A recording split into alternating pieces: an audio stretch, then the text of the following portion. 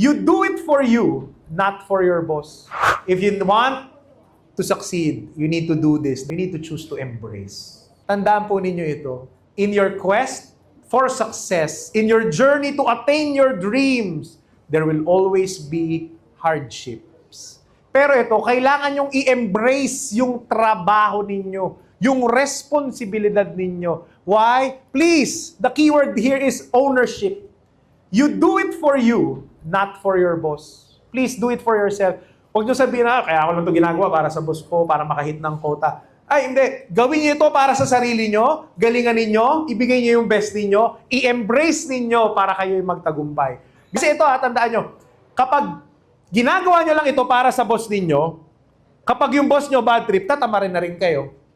Pero gawin nyo ito para sa sarili niyo. Kasi at the end of the day, kayo din naman ang pag-aani nung tinrabaho ninyo. You need to embrace these three things. Your role, your responsibility, and you need to embrace the pain.